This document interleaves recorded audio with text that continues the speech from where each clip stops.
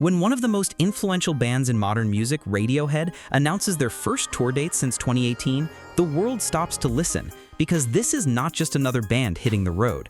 It's Radiohead, the group that has defined decades with hauntingly beautiful sounds, revolutionary albums, and lyrics that speak to human vulnerability, politics, and the complexity of our times. But this long-awaited return comes with controversy and complications, as pro-Palestine campaigners are already calling for boycotts, raising questions not just about music, but about virality, politics, and the role of artists in global conflict. And that's why this tour isn't just about songs, it's about the intersection of art, activism, and accountability.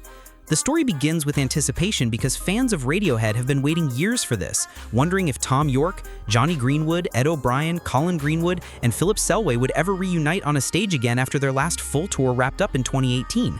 And in those 6 years, the band's legacy has only grown, with Yorke and Greenwood working on The Smile, with Selway releasing solo projects, and with Radiohead's music itself becoming even more timeless as generations discovered classics like OK Computer, Kid A, and In Rainbows. But now, as the announcement finally comes, stadiums in Europe, arenas in North America, and whispers of South American and Asian dates, the joy of fans is met with a shadow, because almost immediately after the first posters went up, pro-Palestine activist groups began mobilizing, urging fans and venues to boycott the band's shows over Radiohead's past controversies with performances in Israel. And here lies the tension that makes this story far more than just a music headline.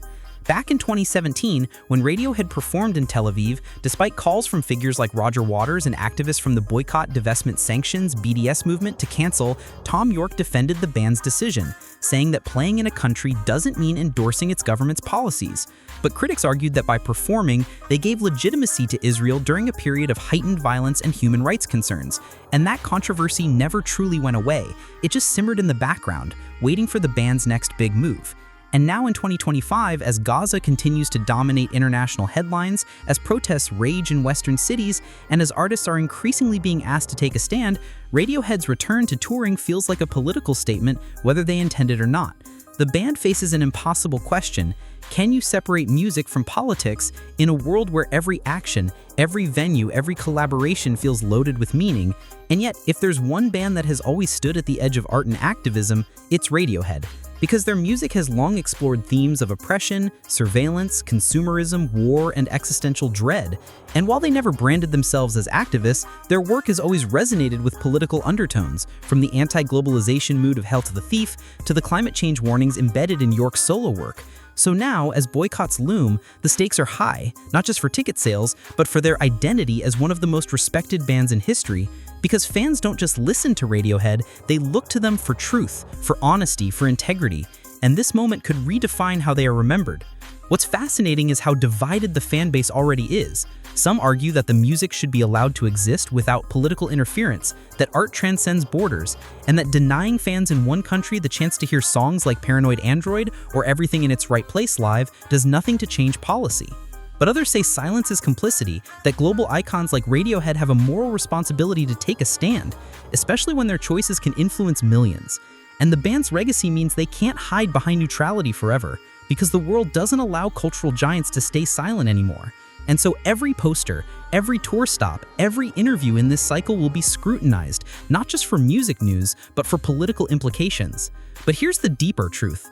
Controversy has always followed Radiohead, not because they chase it, but because their work digs into uncomfortable realities. And perhaps this is simply the next evolution of their narrative, one where fans will have to ask themselves what it means to love a band whose decisions don't always align with their values, and where the band itself will have to balance between staying true to their belief in the universality of art and acknowledging the very real pain their choices may symbolize to others. And maybe this tension is what makes Radiohead's return even more vital, because the greatest art has always existed in conflict, in the messy, difficult spaces where humanity argues over morality, identity, and expression.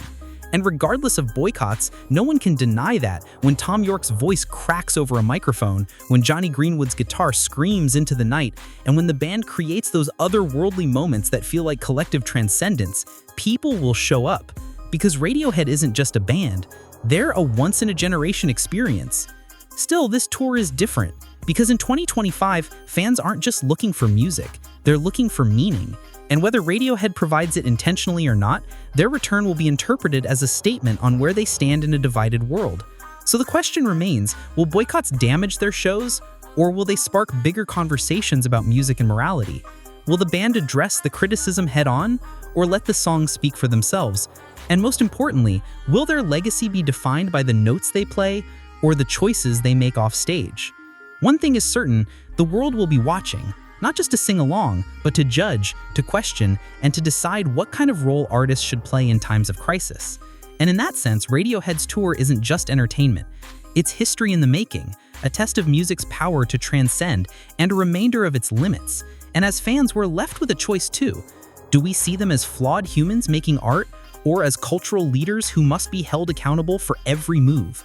That's the real conversation, and it's one worth having as the lights dim again and Radiohead steps back onto a stage for the first time in 7 years. So now the question goes to you. Do you believe Radiohead should be boycotted for past choices, or do you believe music should remain separate from politics? Let us know your thoughts in the comments. And if you want to keep exploring the hidden stories where music and world events collide, make sure to like this video, share it with fellow fans, and subscribe for more deep dives into the moments where art and life meet head-on.